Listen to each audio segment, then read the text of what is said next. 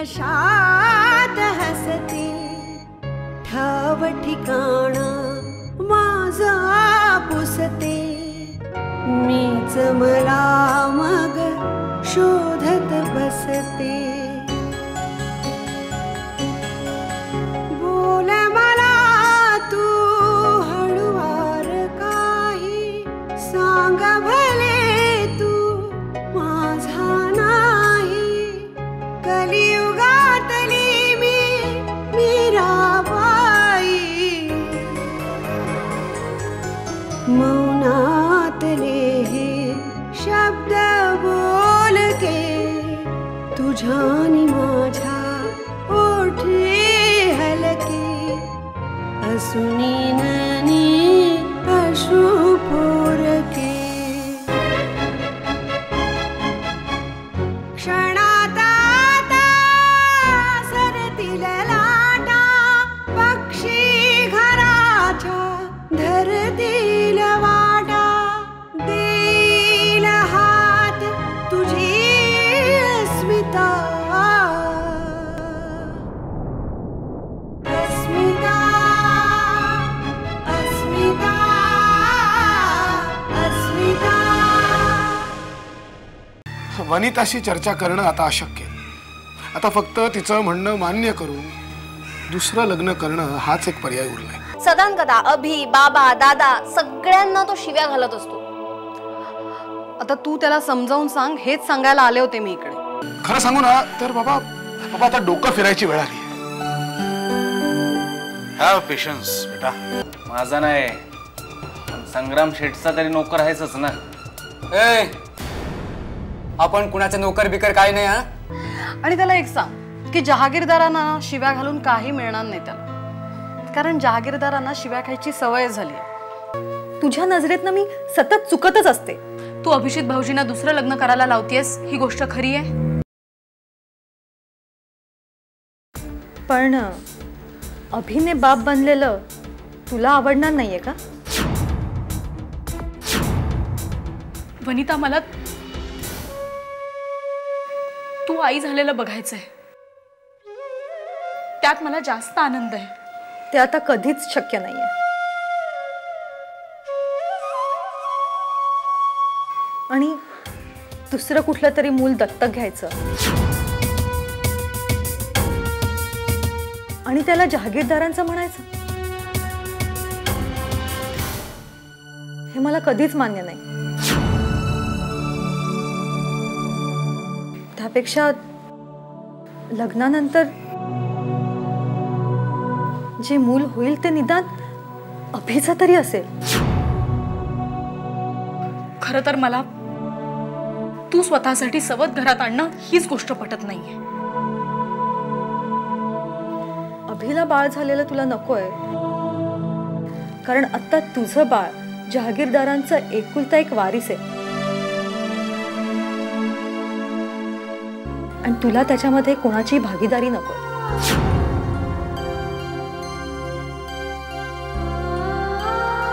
बरं झालं, तुझ्या मनात जे काही होतं ते आत्ताच कळलं. वनिता हेच ओळखलंस का ग तुम्हाला?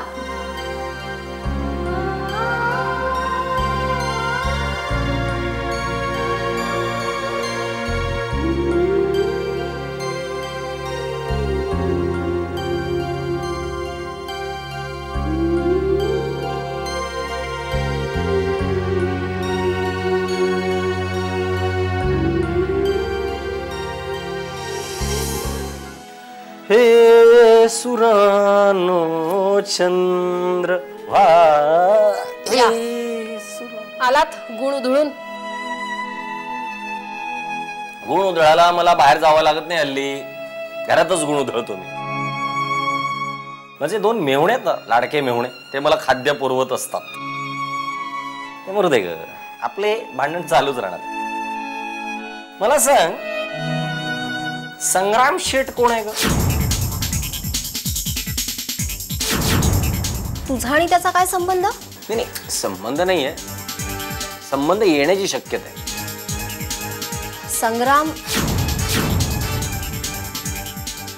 संग्रामचा सुद्धा आपल्या बाबांसारखाच ॲग्रोकल्चरचा बिझनेस आहे. कधी काळी संग्राम आणि बाबा पार्टनर होते.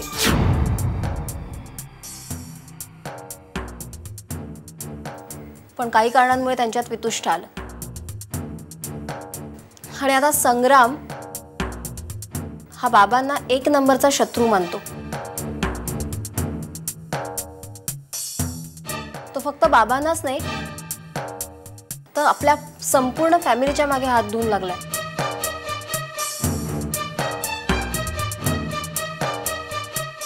तू त्याला भेटायला जाणार आहेस? नाही, भेटायला जाणार नाहीये. मी ऑलरेडी भेटून आलोय त्याला. सुहास, हे बघ, ही तुझी त्याची शेवटची भेट. अस्मिता अस्मिता हे बघ, ही तुझी त्याची शेवटची भेट. तू परत त्याला भेटायला जाणार नाहीयेस. अरे संग्राम फक्त बाबांचा शत्रू नाहीये, तो संपूर्ण फॅमिलीचा शत्रू आहे. त्याने अरे त्याच्यामुळे अभि संकटात आला होता. त्याला जीवे मारण्याची धमकी दिली होती. प्रयत्नही केला त्याने तसा. हे बघ, तो जहागीरदारांचा शत्रू आहे, माझा नाहीये. माझ्याशी तो चांगला वागला, मग मी कशाला उगाच भांडू? सुहास, तू अरे जहागीरदार कुटुंबाचा एक मेंबर आहेस. जहागीरदार मानत नाही त्याचं काय, पण हे बरं आहे तुमचं. तुमचा फायदा असला की मी तुमचा मेंबर आणि नसला की हाडतूड करायची. बाबांशी बोला, ठरवा मी फॅमिलीतला मेंबर आहे की नाही.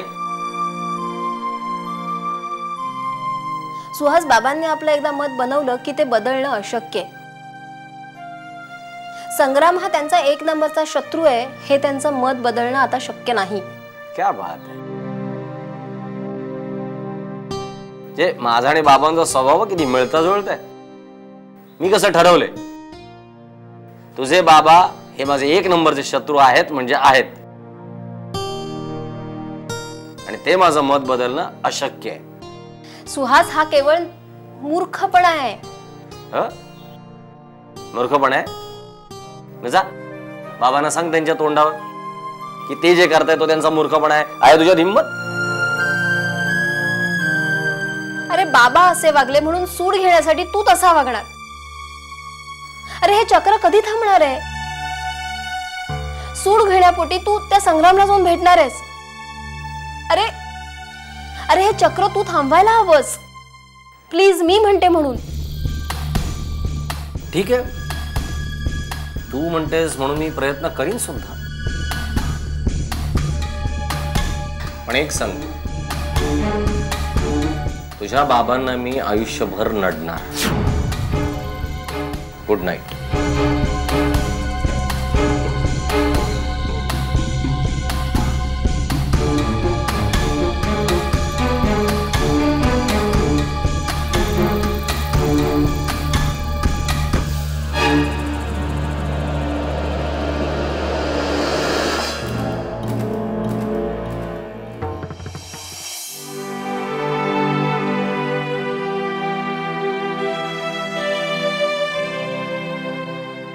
बहिणी, बाळ कुठे? माईंकडे. अगं, तू इथे एकटी का बसलीस अशी?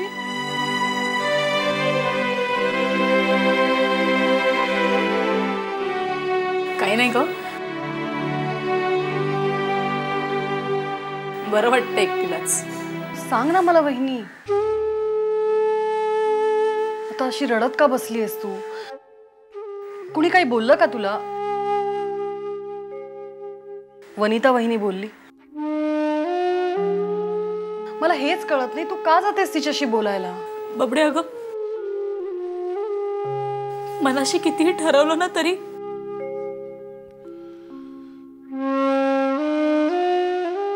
नाही राहवलं मला. अभिजित भाऊजींचं दुसरं लग्न लावायला निघाली ती. हट्ट धर. तू हे चांगुलपणाने तिला बोलायला गेलीस आणि तिने तुझा अपमान केला आणि म्हणून अशी रडत बसलीस तू. आधी अनुभव आला होता ना, मग का गेलीस तिच्याशी बोलायला परत?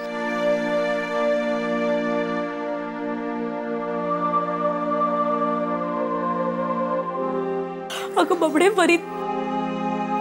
वनिता बहिणीला कळत नाहीये ती काय करतेय.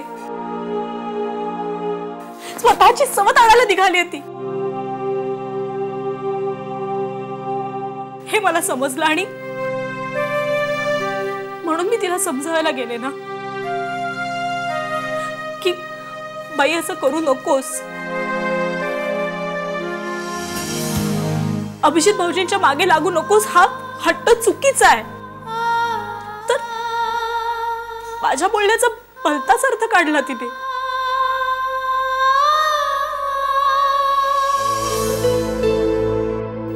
माझ्यावरती असा आरोप करेल असं जन्मात वाटलं नव्हतं मला.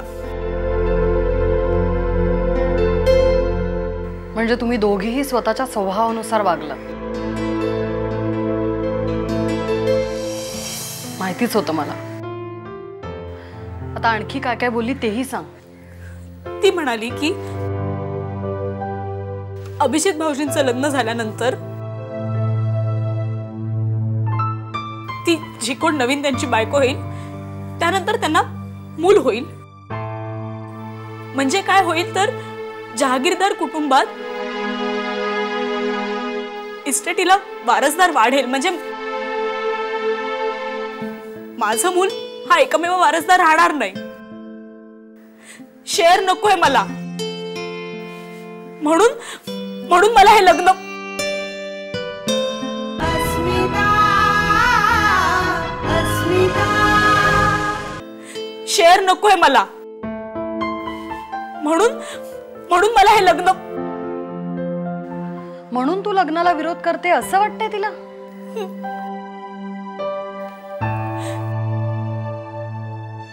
आणि नुसतं असं वाटत नाहीये, तिने मला हे बोलून दाखवलं. मी कुणाच्या भल्यासाठी गेले होते तिच्याशी बोलायला. आणि माझ्या पदरात काय आलं? आता ती जे वागते ते पूर्णपणे चुकीचं नाहीये वहिनी. त्यावेळी तुम्ही जसे तिच्याशी वागलात ते कदाचित तिला विसरता येत नसेल अगं. हे बघ, तू तिच्याबद्दल मनात राग धरू नकोस. हे बघ, तुला ती कितीही टाकून बोलली ना तरी तिचा राग मनात धरू नकोस. तिच्याशी संवाद चालू ठेव कायम.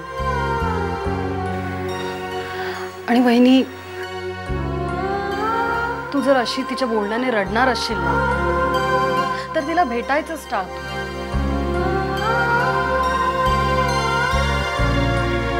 काय ते विचार कर आणि ठरव.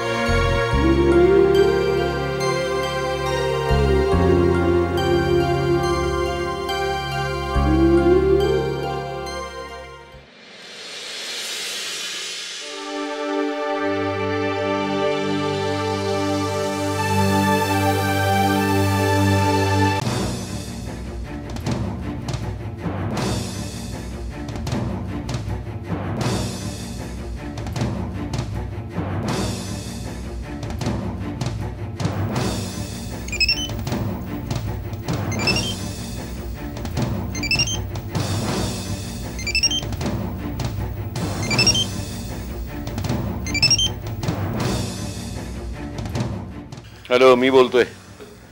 हॅलो, सापडला का? सापडला? कोण?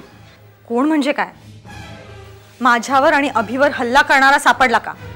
माझा काय संबंध? मग फोन कशाला केला? ही लग्नाची काय भानगड आहे? कसलं लग्न? कुठलं लग्न? मला उत्तर हवंय, प्रश्न नकोय. तुझा तो शंड नवरा दुसरं लग्न करतोय म्हणे. संग्राम, अभिनवरा आहे माझा. त्याला शिवाय घातलेल्या मला चालणार नाहीत. आणि तो दुसरं लग्न करत नाहीये तर मी त्याचं दुसरं लग्न लावून देते. अरे हा काय मूर्खपणा आहे. एक तर तू त्याच्याशी लग्न करून फसलीस, आता दुसऱ्या मुलीचं आयुष्य कशाला बरबाद करतेस? त्याच्याशी लग्न करायला तुम्हीच मला इथे पाठवलत ना. अरे हो, पण तो तसा निघेल मला काय कल्पना. एक काम कर, त्या जागीरदारांच्या घरातलं तुझं काम संपलेलं आहे. ताबडतोब तिथनं निघ, इथे ये, मी तुला सुखात ठेवतो बघ. ठेवतो हाच शब्द महत्वाचा. बाकी सगळे शब्दाचे बुडबुडे. आणि संग्राम शेठ, मी खरंच इथे खूप सुखात आहे. मला काही कमी नाही. अरे तुझा नवरा पाणी कम निघाला, त्याला आपण काय करणार? तो तसा नाही. हेच तर मला तुम्हाला दाखवून द्यायचं. म्हणूनच त्याच्या दुसऱ्या लग्नाचा घाट घातलाय मी.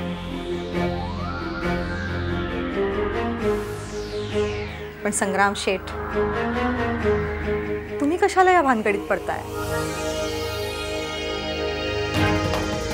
पोकळ वसा असलेल्या घरात राहायचं मीच ठरवलंय. आणि कधी चुकून माकून हे घर सोडावंच लागलं ना तरी तुमच्या दारात मी येणार नाहीये. त्यामुळे ह्याच्या पुढे मला फोन करायचा नाही. त्या जागीरदारांच्या घरात राहून तू सुद्धा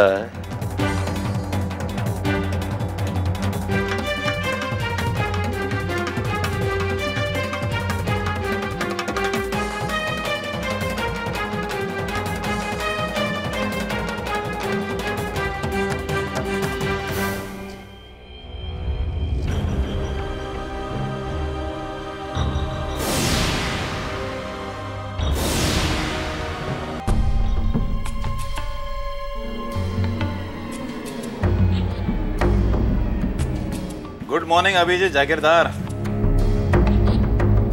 हो, good morning. And you can call me Abhi. बसा ना. थँक्यू. काय झालं, काही काम काढलं का? फोन केला असता तर मीच आलो असतो भेटायला. अहो काय नाही हो, सहज आलो. या वेळेला चक्कर असते ना माझ्या एरियातनं. लोकांना नाही माहित झालंय आता. त्यांच्या काही तक्रारी असतात, अडचणी असतात, सांगतात मला. पब्लिक रिलेशन महत्वाचं आहे ना. बरोबर आहे. तुमच्यासारखे वेगळेच. खरंच, नाहीतर सामान्य माणसाला पोलिसांची ओळख पाळख नकोच असते. खरंय तुम्ही म्हणताय ते. काय आमच्यातल्या काही नालायक माणसांमुळे खातं बदनाम झालंय. खरंय. नाही नाही, तसंही नाही. तुमच्यासारखे काही ऑफिसर्समुळे पोलीस खात्याची इमेज अजून जरा बरी आहे. नाहीतर हल्ली हल्ली पोलीस स्टेशनची पायरी चढायलाच भीती वाटते. संग्रामच्या कृपेने पोलीस स्टेशनचा अनुभव दांडगा आहे. त्याचा काही त्रास नाही झाला तुम्हाला परत? तशी त्याच्या पंटरवरती आमची नजर आहे. फिरत असतं तुमच्या बंगल्यावर. तुम्ही जरा काळजी घ्या. हेच सांगायला आलो होतो तुम्हाला. आता सवय झाली. संग्रामने आमच्यावर हल्ला केला नाही तर हल्ली चुकल्यासारखं वाटतं. पण तो माणूस शांत बसून राहणारा नाही. आमच्यावर हल्ला करण्याची संधी तो शोधतच असणार. तुम्ही देऊ नका ना संधी त्याला. त्याने काय फरक पडत नाही. तो संधी शोधणारच. खरं सांगू ना तर हल्ली आम्हाला एकमेकांशिवाय चालतच नाही.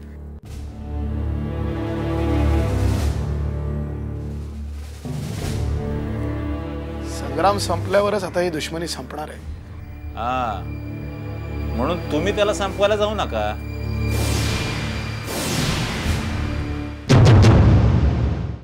ही असली आयडिया काय त्या संग्रामला देऊ नका.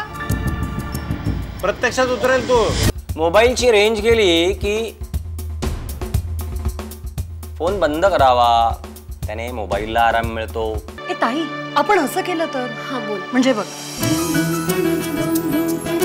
पण आता सासरा आपला म्हातारा होत चालले आणि तो एकदा कधीतरी खपणार आहे. एक मिनिट, निदान हे भांडण संपवावं असं तुम्हाला नाही वाटत? आणि मला लाख वाटतंय. खबर काय आहे? आणि तुझं आपलं गावचं दळण चालू आहे, मारताय कशाला? जळता जळता एक ज्योती अंधाराला सांगत होती, होती सच्ची माझी प्रीती. क्षणात आता सरतील लाटा, पक्षी घराच्या ठरतील वाटा. देईल हात तुझी अस्मिता